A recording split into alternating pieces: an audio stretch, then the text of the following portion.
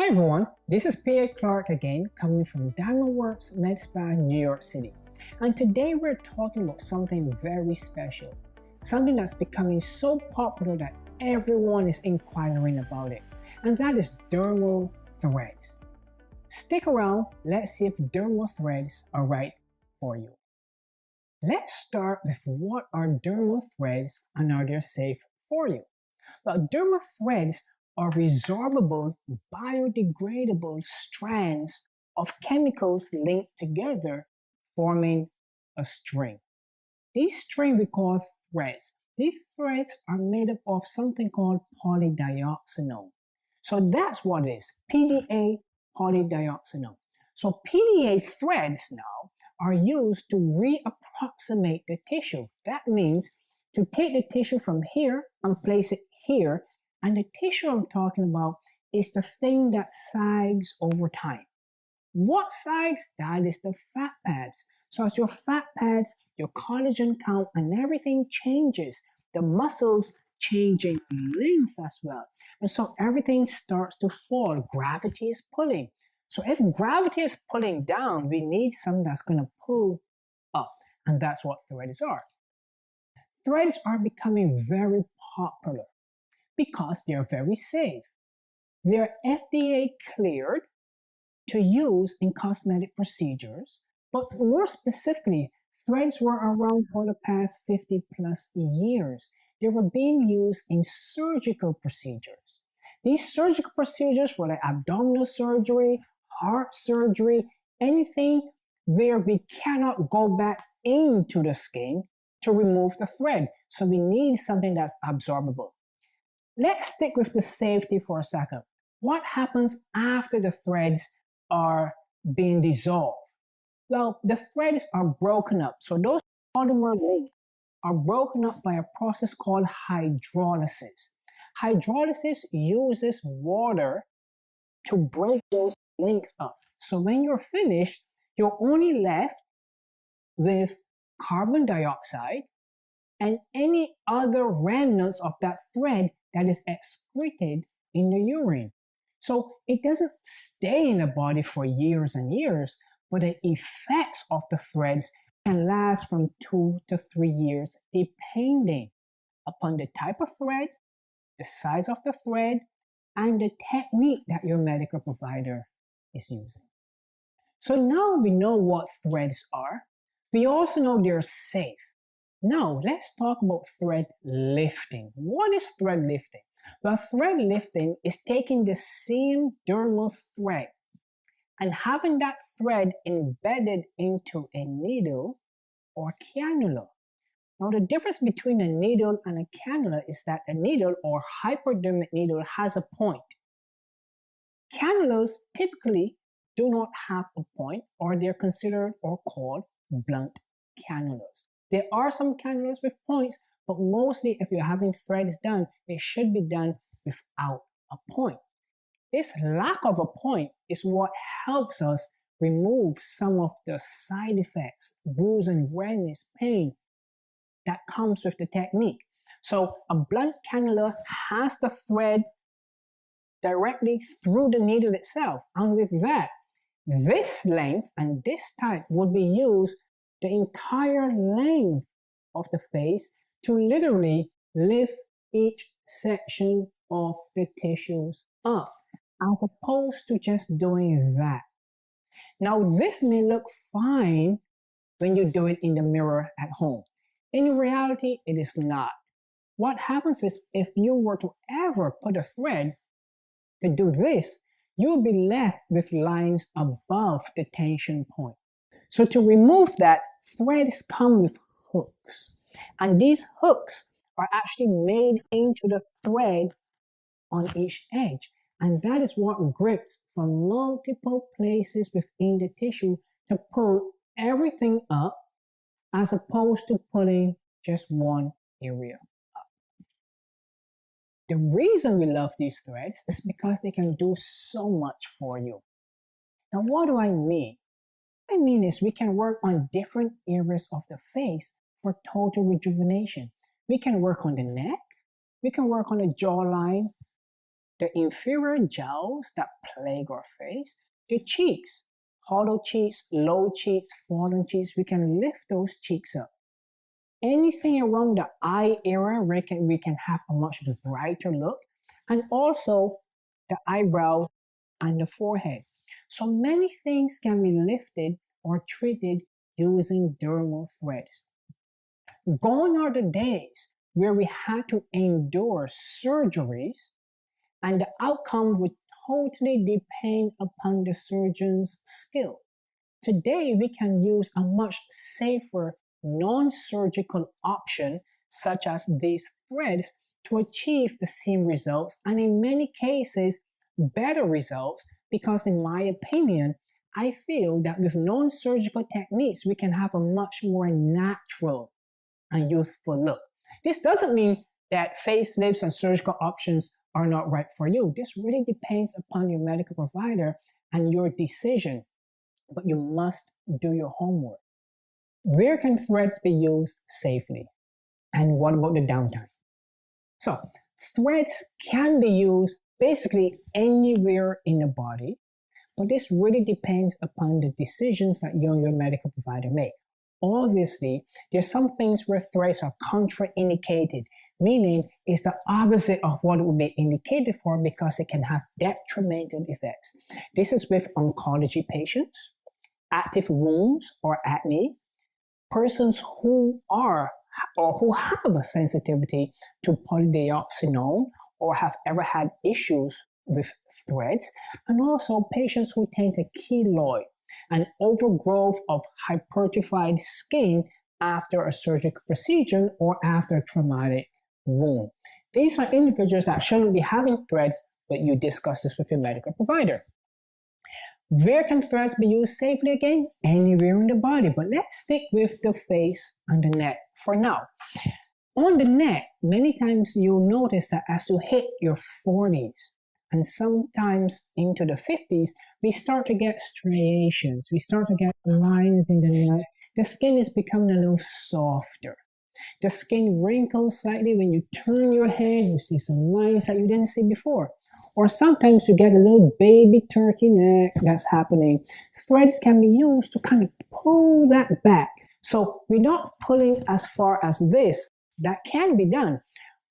But I'm talking about lines on the neck. And for the lines, we use smooth threads and sometimes smaller threads. Now, you may not be able to see this on camera, but the size of this is approximately 27, 29 gauge, and it's about 4 or 5 inches long.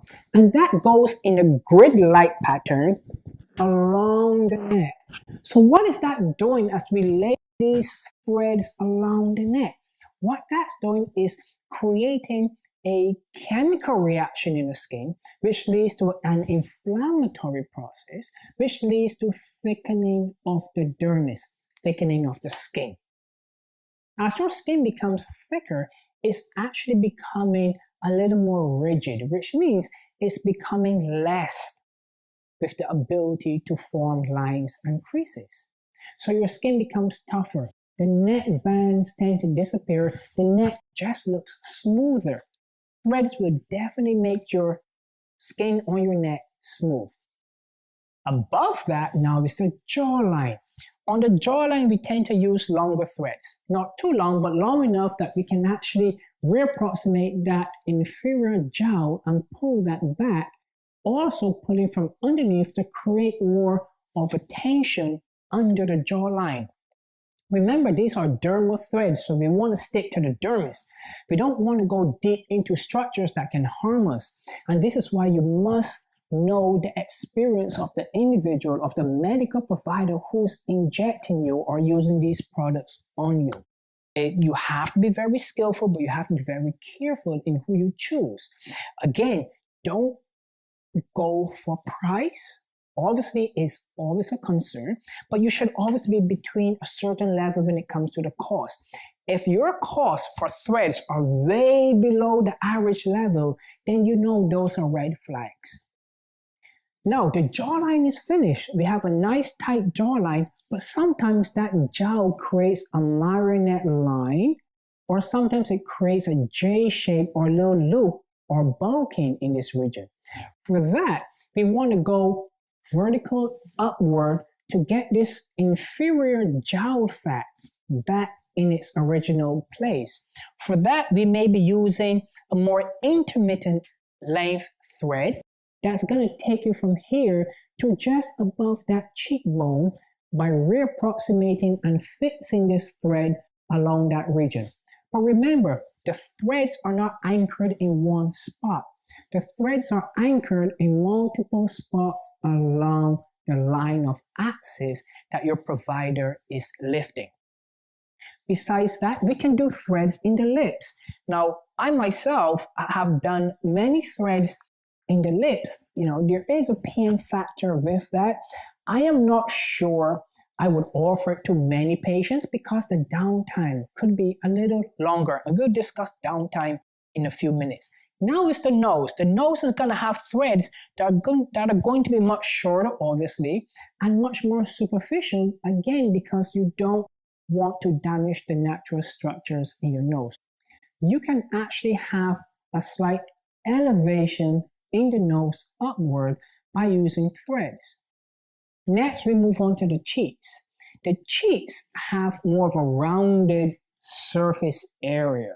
And sometimes as the cheeks descend over time when we're getting older, we need to reapproximate the middle and medial cheek fat pads back up and lateral. With that, you may find you have more than one axis within the cheek to kind of reapproximate that tissue up and lateral. When we are younger, these fat pads are held together by fibrotic tissue we call bands or fibrous bands. And these fibrous bands act to hold the fat pads in place. As we're young, we have a lot of fat in the face. As we get older, the fat cells decrease in size, but also those ligaments or the tissue, the fibrotic bands that are holding those fat pads tend to get longer and they drop like a suspension bridge. So threads act to reapproximate and fix or correct that issue. Then we have the eyes and the eyebrows. So eyebrows are really tricky, and here you have to be really careful because you're right next to the bone. There's no real structures to really injure. However, again, the downtime or the healing factor when you do eyebrows could be significant. So one procedure I love to do is called a cat eye. And what that is taking the edge and pulling that as far back as possible. That can be a very beautiful look, depending on the structure of the face. Therefore, not everyone can pull it off, but not everyone has the ability for a cat eye because it really depends on the tissue you have, the integrity of the tissue, but it also depends on the technique that practitioner is using. Downtime. Downtime depends on the type of thread used, the type of skin or tissue that you have, and also the clinician's experience and technique being used. So different areas of the face will experience different downtimes. Let me explain what downtime is. Downtime is the time your body heals to a manner where it's satisfactory to you and for you to be about your daily business without being insecure about your procedure. So downtime also has a factor of pain or tenderness or soreness. This is your body's way of fixing the area that was treated from the procedure. So your body uses an inflammatory process which creates inflammation to heal your tissue, and that creates sometimes the bruising and the soreness and the tenderness that you're going to have in these treated regions. Downtime varies. Treatments on the neck, the downtime is very small. Literally 3 to 7 days to downtime on the neck. Why is that? Because we're not using very thick or heavy threads in the neck. Downtime on the jawline can also be 3 to 7 days. Again, we're not using the thickest threads on the jawline. However, when we're talking about the cheeks and the cheeks and the inferior jowls, we need to use thicker threads to bear the weight, all of that tissue. And so the downtime can go from 2 to 3 weeks. Now, obviously, downtime doesn't remain at a certain level and stop after 2 weeks. It tends to die down gradually and slowly. So in good hands, your downtime is always reduced. Now, the longest downtime is going to be on the eyebrow lift or even the forehead lift. Why? The skin is right on the bone. It's very sensitive. So that can take anywhere from 2 weeks to 1 month, sometimes even up to 6 weeks. However, that downtime reduces gradually over time. So at the 1 month point, you really may have some soreness only, and that will be the only visible signs of the procedure being done. You will get a chance to see some of the procedures that I do and how I perform these procedures of dermal thread lifting. How long does dermal threads last? This is a question I get very often. Dermal threads last pretty long. You can get anywhere from 1 to 3 years. Now, as advertised by most of the companies, they will always tell you it lasts a lot longer. It really depends upon the technique your medical provider does, the length of thread, the thickness of the thread, and the area that he's working on, but also your tissue. So that question is not an easy one for everyone because it's not a blanket statement, dermal threads last 24 months. No, it really depends on many factors, and that is what I discuss with all of my patients is the factors that relate to the longevity of the threads. Now, with these factors, you can get anywhere from 1 year up to 3 years, but it also matters how you take care of it. Now, you've spent so much money on your non-surgical procedures. How do you take care of it? Number one, don't sleep on your face. Don't sleep on your face. Don't sleep on your face. Don't sleep on the side of your face. Don't sleep on your face. Sleep on your back. Number two, avoid the sun for many different reasons. Remember, skin cancer is still a huge thing and happens every single day to many people. Avoiding the UVA and the UVB rays from the sun will also help your tissue and your skin look amazing. Also, it will prevent some of these disastrous effects like cancer, skin cancer from happening to you as well. So in a nutshell, dermal threading can last anywhere from 1 to 3 years, which depends on you, your provider, and how well you take care of the threads. When should you start to consider having threads done? So this is a multifaceted question, and the real answer is that it depends upon you. How comfortable are you in your skin? How comfortable do you like the way you feel? How comfortable are you in your presentation? Remember, this is an investment in the most important thing you have, which is yourself. Many factors go into my decision in offering threads to patients. One of those is, are we using fillers and Botox Dysport now? And is it time to lift rather than to fill? So deciding when it's time to lift the structures versus filling the void is going to be very important, which talks about sagging. If you're noticing sagging, many times sagging can be fixed with dermal fillers. However, dermal fillers expand. And at some point, you don't want to keep expanding. I'm sure we have all seen individuals with really large cheeks that does not match the face structure or doesn't match the age. Yes, if you've had bad filler jobs done and you really don't want to dive into fillers anymore, threads is a very safe technique. However, if you've had bad filler experiences with a particular provider, don't go back to that provider for threads because threads require more technique and more experience than fillers do. Lastly, the shape of your face. The shape of your face matters. This is art. We're recreating what you used to look like, what you want to look like. We're creating that based upon your face structure.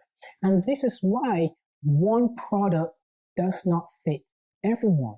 That is for fillers, and that is also for threads. Threads are not for everyone, but definitely threads will definitely give you a more youthful appearance by reapproximating or repositioning the fatty pads, the muscles that have sagged and dropped over time. That is when you should start considering having threads. Now, what is the difference between threads, filler, and Botox? Can we do some and not the others? Absolutely. So here's how I tell my patients. Fillers, Botox, and threads. Volumizing, relaxation of the muscles, lifting. They go hand in hand. Everything is connected. Your muscles, your fat pads, everything is connected in the face. So when you're doing your Botox or Dysport, Xeomin or Jeuveau, those are the other brand names, or relaxing muscles to prevent creases. Muscle activity equals lines and creases in the face. Relaxing the muscle activity improves the appearance of these lines and creases or removes them 100%, as you can see in the face. Fillers add volume. Fillers are there to remove the deficits. Over time, we lose volume in the temples. We lose volume in the upper cheek, lower cheek, under the eyes, the nose, jawline, chin, lip, basically everywhere, including the neck. So fillers are used to recreate that volume. And this is why it's important to choose the right filler for the job necessary. Now, threads, as opposed to the Botox and the fillers, threads are there to lift the tissue upward. So threads pull, Botox relaxes, and fillers volumize. Listen, if you want more information on Botox, fillers, check out my other episodes. Check out my podcast. There's a lot of information there for you to make reasonable decisions into your skincare and your beauty regimen. Don't forget to subscribe. That's very important. Keep updated so we can notify you on all things beautiful.